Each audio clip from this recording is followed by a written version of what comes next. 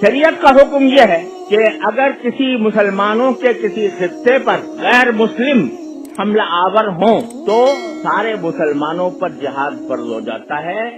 الاقرب فالاقرب کر کے، یعنی سب سے پہلے اس خطے کے ساتھ رہنے والے جو مسلمان ہیں ان پر جہاد فرض ہوتا ہے، اگر وہ کافی نہ ہوں تو ان کے برابر، وہ کافی نہ ہوں تو ان کے برابر۔ اس لحاظ سے جو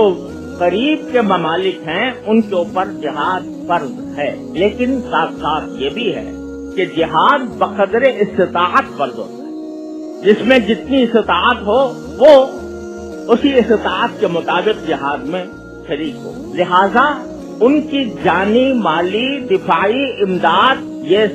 فرض ہے تمام مسلمان ملکوں کے اوپر، لیکن اس کے لیے ایسی حکمت عملی ضروری ہے کہ جس سے ان کو فائدہ پہنچے، نقصان نہ پہنچے۔ اس حکمت عملی کے لیے عالم اسلام کو چاہیے کہ وہ سر جوڑ کر ایسی حکمت عملی تیار کرے۔ خود ہماری حکومت الحمدللہ پاکستان کی ایسی فوجی طاقت رکھتی ہے کہ جو بہت کم ملکوں کو میسر ہے، لیکن اس کا فرض ہے کہ اس کو کی امداد کرے، لیکن امداد کرے ایسی حکمت کے ساتھ کہ جس سے اس کو فائدہ پہنچے، نقصان نہ پہنچے، اور اس کا طریقہ اس طرح نہیں ہے کہ برسر عام جا کر ان کے گھر پہ جا کر میزائل داغ دیے جائیں، بلکہ اس کے لیے حکمت عملی کی ضرورت ہے۔ میں اس وقت اتنا ہی اشارہ کر سکتا ہوں کہ حکمت عملی کی ضرورت ہے،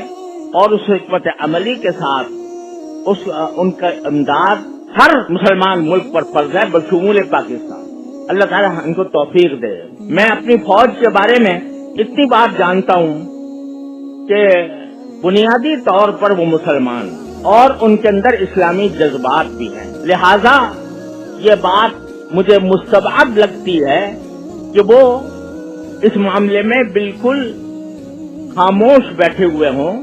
اور انہوں نے اس سلسلے میں کوئی حکمت عملی تیار نہ کی ہو، اور مجھے امید ہے کہ انشاءاللہ وہ حکمت عملی تیار کی ہوگی، خدا کرے ایسا ہی ہو، ورنہ اگر ایک مرتبہ اسرائیل اس وقت کامیاب ہو گیا تو وہ صرف فلسطین تک محدود نہیں رہے گا، وہ پورے علاقے کو اپنی لپیٹ میں لے لے گا، اور یہ ایسا سانپ ہے جس کو اگر اس وقت اس کا سر نہ کچلا گیا تو